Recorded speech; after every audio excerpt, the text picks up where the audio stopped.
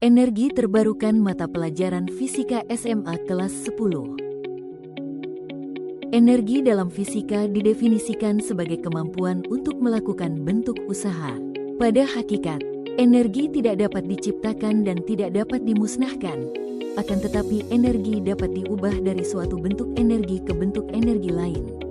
Jika ditinjau dari kegiatan energi dapat dibagi menjadi 3 jenis, yaitu energi potensial, energi kinetik, energi mekanik. Energi potensial adalah energi yang tersimpan dalam suatu benda akibat kedudukan atau posisi benda tersebut. Energi potensial terbagi menjadi 2, yaitu energi potensial gravitasi dan potensial elastis.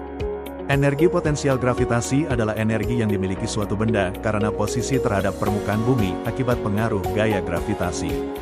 Sedangkan energi potensial elastis adalah energi yang terjadi ketika benda tersebut mengalami perubahan bentuk, seperti direnggangkan. Energi kinetik adalah energi yang dimiliki suatu benda karena benda tersebut bergerak. Energi kinetik suatu benda berbanding lurus dengan massa benda dan kecepatannya. Contohnya, energi kinetik dimiliki oleh sepeda yang di kayu, pesawat yang sedang terbang, dan singa yang sedang berlari. Energi mekanik merupakan jumlah energi potensial dan energi kinetik yang dimiliki oleh suatu benda, atau bisa disebut dengan energi total. Contohnya air terjun, buah jatuh. Perubahan energi adalah konversi energi dari satu bentuk energi ke bentuk energi lain, sesuai dengan bunyi hukum kekekalan energi. Beberapa contoh perubahan energi. Perubahan bentuk energi listrik menjadi panas. Contohnya setrika listrik, rice cooker, kompor listrik, dan sebagainya. Perubahan energi listrik menjadi energi cahaya. Contohnya lampu. Perubahan energi cahaya menjadi listrik. Contohnya panel surya, sel surya. Perubahan energi angin menjadi listrik. Contohnya kincir angin. Perubahan energi air menjadi listrik. Contohnya kincir air. Sumber energi adalah segala sesuatu yang dapat menghasilkan energi, baik secara langsung maupun melalui proses konversi. Sumber energi itu sendiri dibagi menjadi 2, yaitu sumber energi yang dapat diperbarui dan tidak dapat diperbarui. Sumber yang dapat diperbaharui adalah sumber yang tidak akan habis bila digunakan terus-menerus.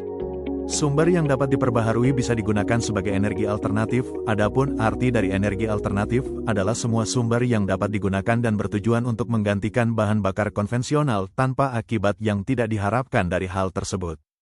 Contohnya, panas bumi, angin, sinar matahari, air. Energi matahari merupakan sumber energi utama di muka bumi. Segala kehidupan yang berlangsung sebagian besar sumber energinya berasal dari matahari, sampai penggunaan sinar matahari sebagai sumber energi listrik.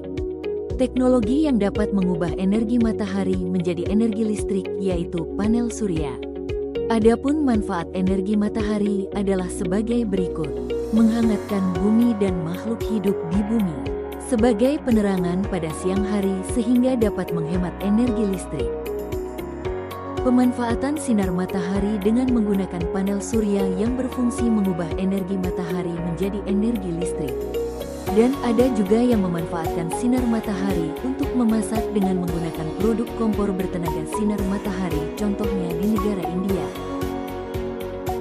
Energi angin adalah energi yang dihasilkan udara yang berhembus di permukaan bumi.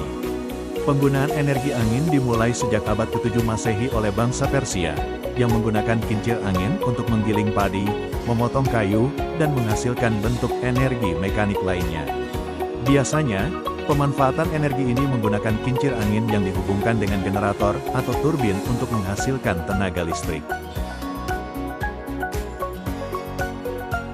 Adapun manfaat dari energi angin, diantaranya menggerakkan kincir angin dan turbin angin, sehingga dapat menghasilkan listrik, mendorong perahu layar agar dapat berjalan, membantu proses pengeringan pakaian, dan sebagainya. Energi air adalah energi yang dihasilkan dari tenaga air dengan cara memanfaatkan gerakan aliran air yang mengalir. Pemanfaatan energi air dapat terlihat pada penggunaan pembangkit listrik tenaga air, PLTA, untuk kehidupan yang lebih baik. Energi yang bersumber dari tenaga air sebenarnya sudah lama dimanfaatkan oleh manusia karena lebih ramah lingkungan dan jumlahnya yang berlimpah. Adapun beberapa manfaat dari sumber energi air, antara lain, sebagai pembangkit tenaga listrik menggunakan turbin yang menggerakkan generator untuk menghasilkan listrik, keperluan transportasi, wisata dan irigasi atau pengairan pada pertanian. Energi geotermal merupakan energi yang berasal dari sumber panas bumi. Jika diibaratkan, air dingin dimasukkan ke dalam poros atau lubang batuan di bawah permukaan bumi, maka akan keluar uap air pada poros atau lubang lainnya.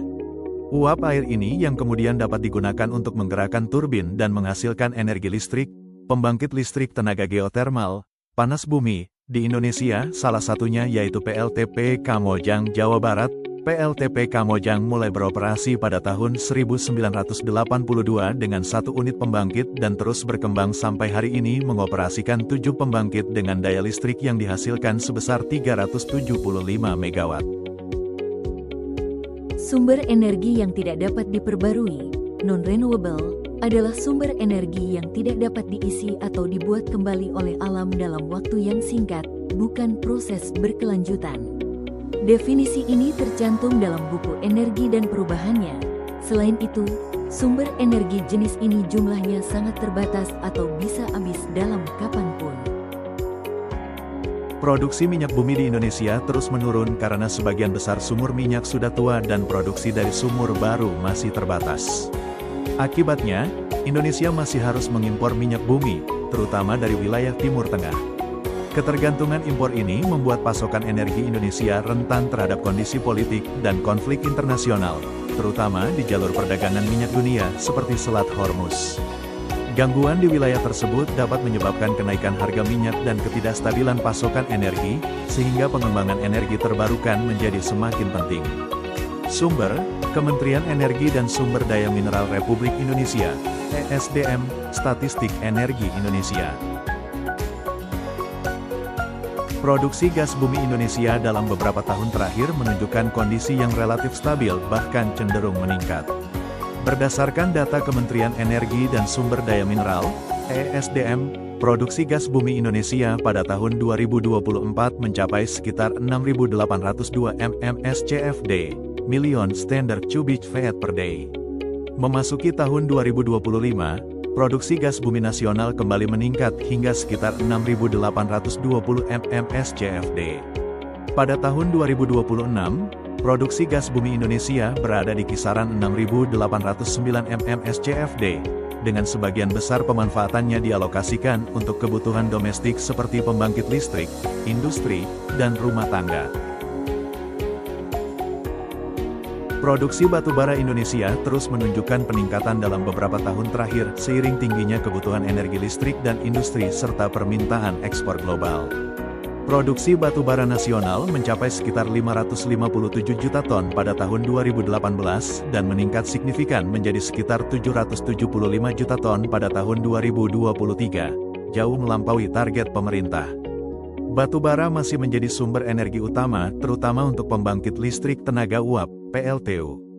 Kondisi ini menunjukkan bahwa batubara masih memiliki peran penting dalam ketahanan energi nasional meskipun pengembangan energi terbarukan terus didorong sebagai solusi energi masa depan. Sumber, Kementerian Energi dan Sumber Daya Mineral Republik Indonesia, ESDM, Statistik Energi Indonesia. Manfaat energi terbarukan 1. Pengurangan emisi. Energi terbarukan membantu mengurangi emisi gas rumah kaca. 2. Pentingnya menjaga sumber daya alam untuk berkelanjutan. 3.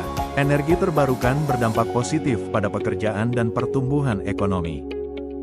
Waktunya kuis.